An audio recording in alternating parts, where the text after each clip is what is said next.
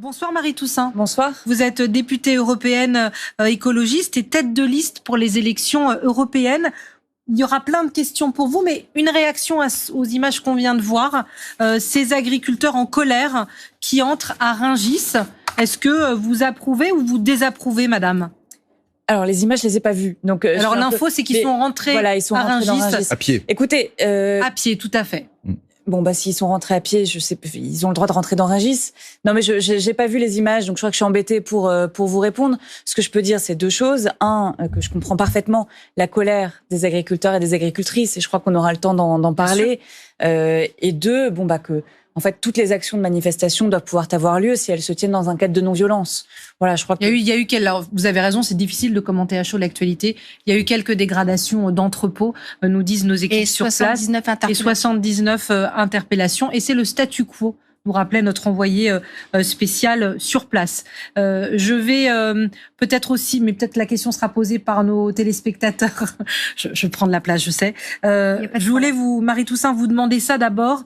Les annonces, c'est ce que dit la présidence française ce soir. C'est ce que nous disait François Baudonnet tout à l'heure. Les importations ukrainiennes qui vont pouvoir être temporisées si elles impactent trop le revenu des agriculteurs français et la pause de la jachère, la dérogation sont prolongées. Bruxelles, l'Union européenne répond aux demandes de la France, fait savoir l'Élysée ce soir, bonne ou mauvaise nouvelle ? Ça dépend sur quel point. Moi, ce que j'aimerais surtout, c'est que la Commission européenne réponde à la demande de la France. Encore faut-il qu'elle soit portée à Bruxelles, mais de ne pas signer cet accord avec le Mercosur, cet accord de libre-échange avec plusieurs pays, dont le Brésil, qui pourrait envahir notre marché. Ça, on va en parler, mais sur les importations de volailles... C'est deux sujets différents. C'est deux sujets différents, mais c'est les deux annonces de ce soir. Les importations ukrainiennes et les jachères. Donc, vous me permettrez de distinguer un peu les deux. Sur les importations de produits en provenance d'Ukraine, je crois qu'on est là dans un sujet assez similaire à celui du libre-échange. En fait, il faut protéger notre agriculture. Il faut que les paysans cessent d'être mis en concurrence les uns avec les autres quand ils produisent pas avec les mêmes normes. Je crois que ça, c'est la base. Il faut continuer à soutenir l'Ukraine. On peut le faire dans d'autres cadres. On peut continuer à leur acheter des produits qu'on peut, par exemple, utiliser pour répondre aux problèmes de famine dans un certain nombre de pays. Ça, c'est possible. Donc, il faut vraiment, effectivement, avancer et on peut pas être en concurrence permanente comme ça.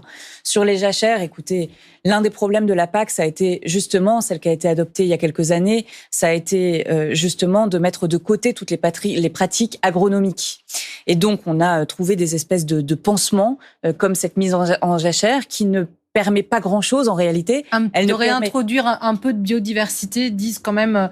sauf que ça aurait été le cas si on avait fait une rotation des cultures. Donc ce n'est même pas satisfaisant pour la biodiversité et en même temps ça prend des terres effectivement aux paysans. En tout cas c'est ce dont ils ont l'impression sans permettre ce renouvellement de biodiversité. Donc moi c'est pas que je suis contre en réalité le fait de poursuivre cette dérogation. Mais par contre il faut qu'on réponde aux besoins des paysans. Et en fait à un moment si on ne répond pas à leurs besoins en termes de financement, de soutien vers la transition, c'est normal qu'à un moment ça tire. Cette question de la jachère, Jean-Marc ne la comprend pas. La jachère ne touche vraiment que les céréaliers, affirme-t-il. Pourquoi disent-ils qu'ils ne pourraient plus nourrir les Français alors que leurs exportations sont énormes ?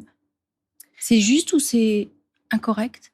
François ? Non, je pense que c'est pas véritablement les 4% qui les gênent. Enfin, ça les gêne, si. Mais derrière ça, il y a un symbole. Parce que voilà, c'est le symbole de la mise en jachère. Ça peut être aussi des bosquets, ça peut être des haies, etc. Ouais.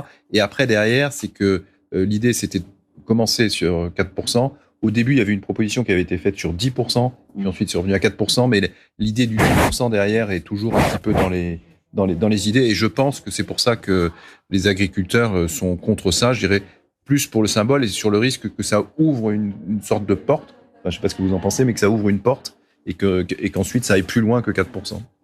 Alors la question de Vincent, pour réussir la transition écologique dans l'agriculture, nous dit-il, ne faudrait-il pas passer de multiples exploitations agricoles individuelles à des structures qui regrouperaient plusieurs exploitations en une seule entreprise et avoir ainsi un rapport de force plus conséquent face aux multiples intermédiaires, semenciers, coopératives, centrales d'achat, etc.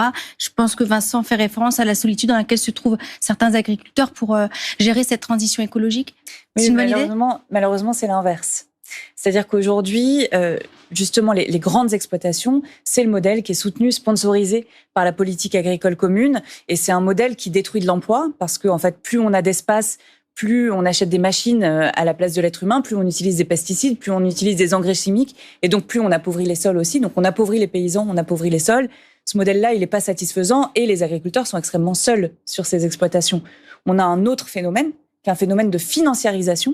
C'est-à-dire qu'on a des vrais paysans, entre guillemets, qui achètent un espace, des hectares, ou qui les louent et qui travaillent leur sol. Et on a de plus en plus des businessmen qui arrivent, qui achètent des terres et qui soit les font exploiter par d'autres, soit ne les font même pas exploiter. Et ça, c'est un phénomène de financiarisation où finalement le propriétaire de la terre s'éloigne beaucoup de la terre.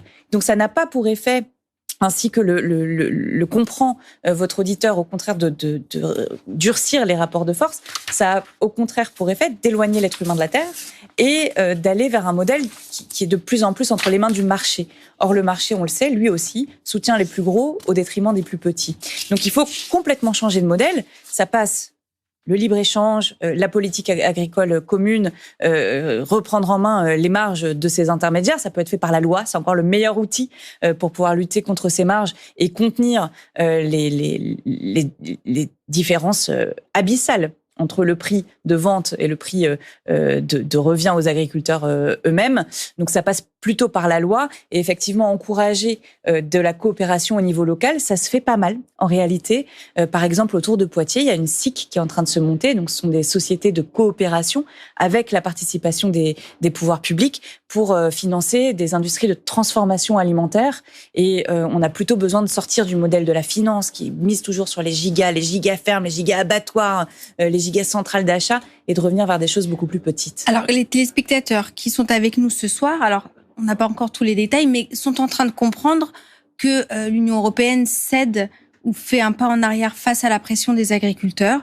C'est à peu près le contexte des questions que j'ai sous les yeux. Comme BV qui nous dit, ne faudrait-il pas plutôt davantage accompagner les agriculteurs dans la transition écologique, voire les y forcer, plutôt que de revenir en arrière et leur offrir une solution de facilité quand les autres secteurs, eux, font des efforts. Et je voudrais vous lire aussi la contribution d'Isabelle. Si l'agriculture française est autorisée à épandre plus de produits chimiques, quel intérêt auront à continuer à acheter français? On ira encore plus vers les produits les moins chers qui resteront probablement étrangers. Aujourd'hui, à l'heure où on parle, on recule. Les agriculteurs font reculer l'Union européenne sur ce qu'on leur demande en matière d'efforts écologiques. Je crois que, pardon, mais l'Union européenne a entendu, elle serait vraiment sourde si elle n'entendait pas. Vous avez 17 pays d'Europe dans lesquels les agriculteurs sont descendus sur les routes et les autoroutes depuis maintenant, ça a commencé en décembre en Allemagne, même bien avant aux Pays-Bas. Donc, effectivement, là, l'Union européenne, elle est face à une réalité et elle doit absolument prendre des décisions. Donc, après, c'est des décisions assez marginales quand même. C'est-à-dire que c'est prolonger une dérogation. C'est des choses. Oui, il n'y a pas eu de retour en arrière sur les pesticides, par exemple, même si on a beaucoup parlé des néonicotinoïdes, mais il n'y a pas eu. Vous allez répondre évidemment, mais il y a eu lieu il y a 2 mois le retour en arrière, mais l'Europe fonctionne pas comme ça. Enfin, je veux dire, le temps européen n'est pas le temps. Évidemment, on comprend les agriculteurs qui sont sur les barrages, ils ont envie de réponses immédiates. Ils veulent savoir exactement quelle sauce ils vont être mangés demain matin. Mais au niveau de l'Union européenne, on est 27. Il faut se mettre d'accord. Il faudrait vraisemblablement, et c'est peut-être ce que demandent d'ailleurs les agriculteurs, pour mettre complètement à plat la politique agricole commune. Mais ça, encore une fois. D'abord, on n'est pas parti pour, visiblement, et en plus, ça prendra 2 ou 3 ans. Marie Toussaint, la question qu'on a posée, qui s'affiche sur l'écran, avec vous, qui est notre invité ce soir, tête de liste pour les écologistes aux européennes, c'est la crise agricole. Est-ce que l'écologie passe à la trappe? Est-ce que vous avez peur de ça? Est-ce que la pression des agriculteurs aujourd'hui peut faire reculer l'Union européenne sur des avancées, sur le Green Deal, sur les composantes écologiques, s'il y en a de la PAC? Est-ce que c'est une crainte pour vous? Alors oui, j'ai peur que l'écologie passe à la trappe. Et d'ailleurs, c'est ce que je viens de dire en parlant des pesticides. Ça fait déjà plusieurs mois, voire années que ça dure, et où les droites, les extrêmes droites, portées par les lobbies de l'agro-industrie et non pas par les agriculteurs, font reculer l'agenda écologique de l'Union européenne. Quand vous dites lobby de l'agro-industrie, c'est la FNSEA ou pas? Vous les mettez dedans? Alors, quand je parle de l'agro-industrie, je parle de Lactalis, de Nestlé, de ces multinationales qui font en permanence du lobbying, mais aussi des semenciers, de Bayer Monsanto, évidemment, de Syngenta, des lobbies des pesticides, des engrais chimiques. Cette bataille-là, elle a lieu. Et on a déjà reculé sur l'écologie et l'Union européenne a abandonné son objectif de diminution de l'utilisation des pesticides en novembre dernier, suite à un lobbying massif et à cette alliance des droites et des extrêmes droites avec une bonne partie des libéraux et des alliés d'Emmanuel Macron pour mettre à bas cet objectif de réduction d'utilisation des pesticides. Est-ce qu'on peut aller plus loin ? Les agriculteurs disent... je vais vous laisser évidemment terminer, mais on a aussi besoin de pédagogie. En tout cas, ceux qui nous écoutent ce soir, Julien, par exemple, vous demande d'aller plus loin. C'est quoi concrètement, vous dit-il, le Green Deal ? Ça apporte quoi à l'écologie et ça change quoi pour les agriculteurs ?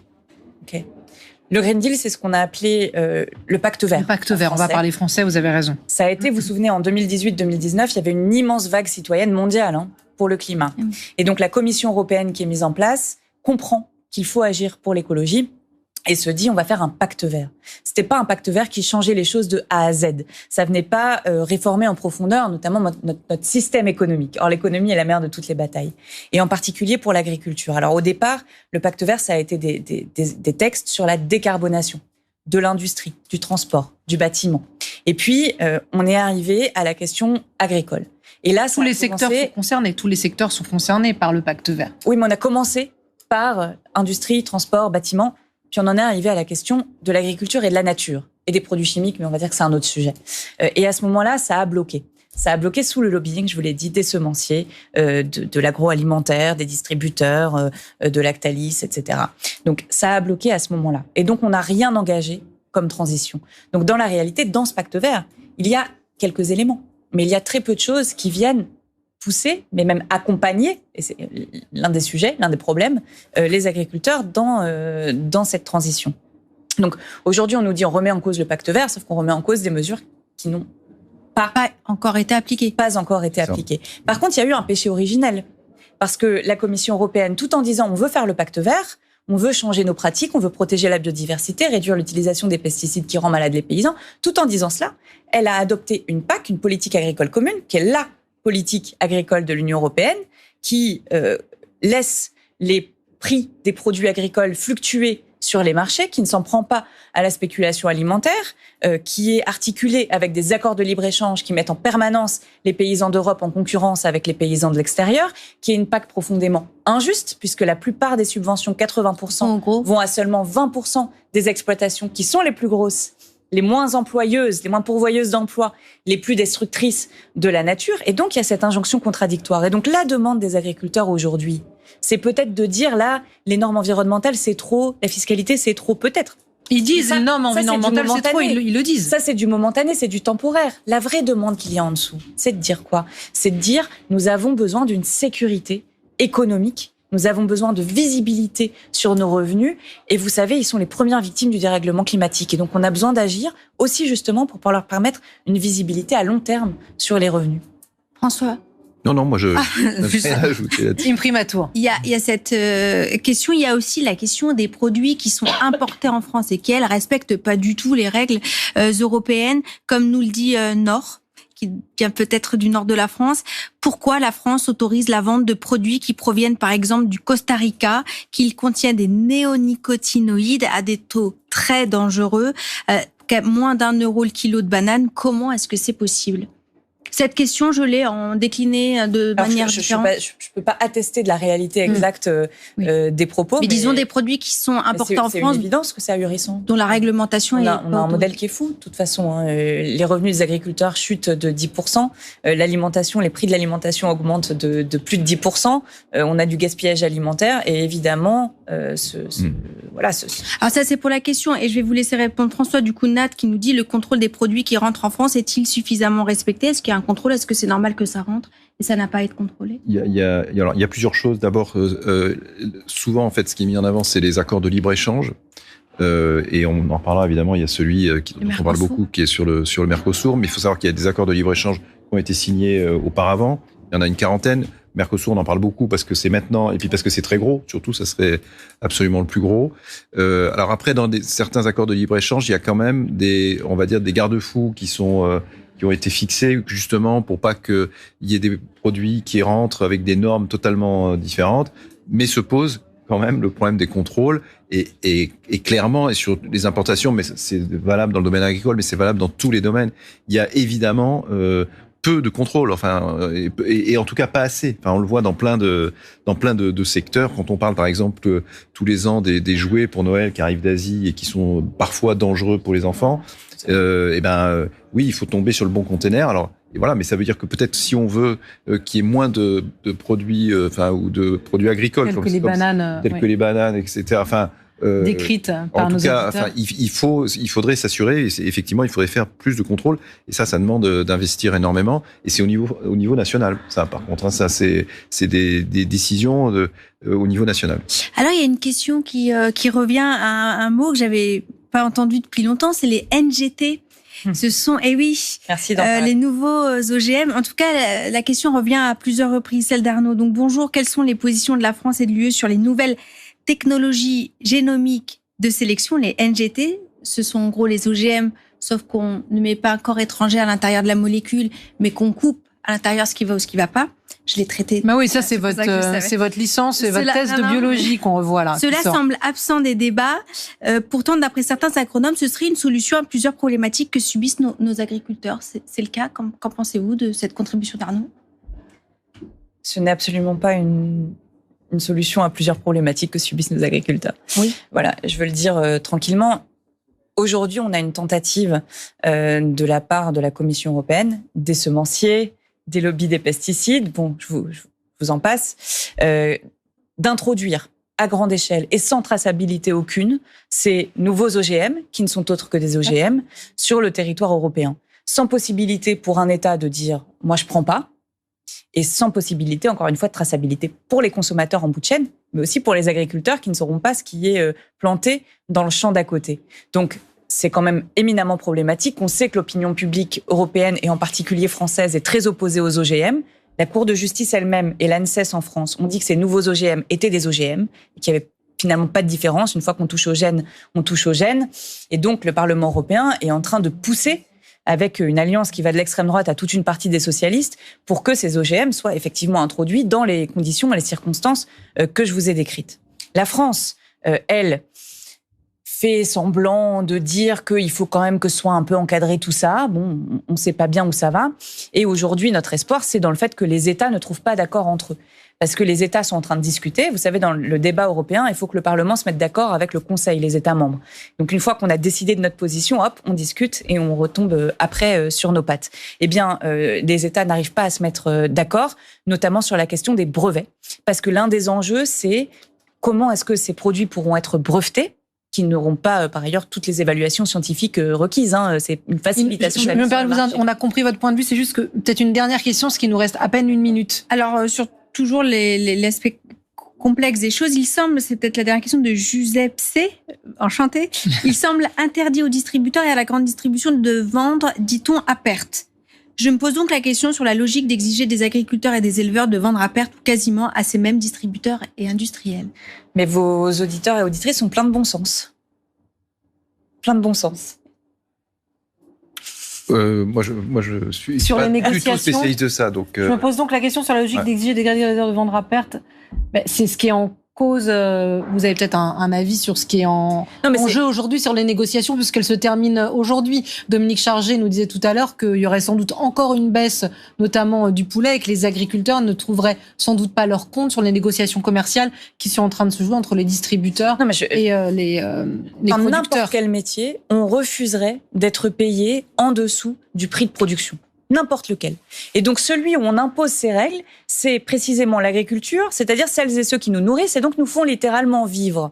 Et donc, on leur impose à eux de vendre à perte. Parce que je parle d'imposer, c'est la réalité. Ils n'ont pas le choix dans la réalité. Donc, c'est un modèle qui est fou, auquel il faut absolument mettre fin. Il y a un certain nombre d'organisations, par exemple la Confédération paysanne, qui demande à ce qu'on interdise de vente en dessous du prix de revient. Voilà, je pense que c'est logique, légitime et urgent. Alors priorité au direct, c'est la règle et vous le comprenez, j'imagine, vous qui êtes avec nous et qui réagissez grâce au fameux QR code à l'actualité. Les agriculteurs, certains en tout cas emmenés par la coordination rurale, sont entrés à Rungis. C'était le statu quo tout à l'heure. Est-ce que l'ambiance et la tension est bien retombée, Sophia? Vous êtes sur place. Oui, exactement, Patricia. La situation, on pourrait le dire, est figée depuis plus d'une heure maintenant. Vous le voyez, les membres de la coordination rurale ont été nassés par les forces de l'ordre. Vous le voyez, ils sont contenus dans un périmètre assez restreint juste devant nous. Ce qu'il s'est produit un peu plus tôt dans la journée, vers 17h. Ces membres de la coordination rurale se sont introduits dans le hall d'un bâtiment Bolloré Logistique. Les forces de l'ordre sont intervenues. Momentanément, les entrées autour de Rungis ont été bouclées et vous le voyez, les forces de l'ordre donc qui ont nassé les membres de la coordination rurale pour procéder aux interpellations. On nous annonce 79 interpellations au total. Merci beaucoup Sophia, et on vous retrouvera sûrement dans le 19-20 tout à l'heure pour suivre cette situation sur place. Marie Toussaint, vous redoutez une aggravation de cette crise? Vous souhaitez qu'elle se résolve rapidement? Bien sûr, non, bien sûr, je veux qu'elle se résolve. Mais je veux qu'elle se résolve parce qu'on aura mis des solutions structurelles sur la table. Aujourd'hui, dans les annonces du gouvernement... C'est votre message au président de la République qui sera demain à Bruxelles? Bien sûr. Bien sûr, mais c'est pas que à Bruxelles. Évidemment, il faut changer cette PAC. C'est l'un des enjeux des élections européennes du 9 juin 2024. Il faut changer cette PAC, mais on peut aussi avoir des réponses structurelles déjà en France dès aujourd'hui. Moi, c'est simple. Ce que je crois, c'est qu'il faut alléger la charge financière pour les agriculteurs aujourd'hui. Donc un allègement de dette MSA, les aides, le décaissement des aides de la PAC qui sont promises, qui sont attendues. Ça, c'est essentiel pour leur redonner de l'air. 2, il faut qu'on leur garantisse une visibilité sur 3 ans. Comme je vous le disais tout à l'heure, tant qu'on n'y voit pas clair sur ces revenus, on ne peut pas engager la transition. Et donc c'est vraiment ça qui est approprié. Et 3, il faut qu'on change de modèle économique. Les accords de libre-échange, il faut s'y opposer. Et les marges de l'agroalimentaire, il faut les contenir. Merci madame. Est-ce que vous redoutez du coup rapidement j'ai même pas le temps de la poser, mais de perdre des points aux élections européennes avec ce qui se passe aujourd'hui? Ça peut vous manger des électeurs, la crise agricole? Je crois que ce qui se passe a le mérite qu'on parle d'agriculture, qu'on raconte comment ça fonctionne, ce qu'il s'y passe. Je suis certaine que beaucoup de Françaises et de Français y trouvent, comme nous, les écologistes, une aberration. Et de ce que je perçois des sondages d'opinion, eh bien beaucoup pensent qu'effectivement la solution c'est de mettre écologie et agriculture ensemble et pas l'inverse. Merci infiniment, vous êtes la candidate des écologistes pour les européennes. Merci François, merci Myriam, merci à vous. On retrouve le journal du Monde avant le journal de Sonia Kéroni et de la rédaction pour le 19-20. Très bonne soirée en notre compagnie.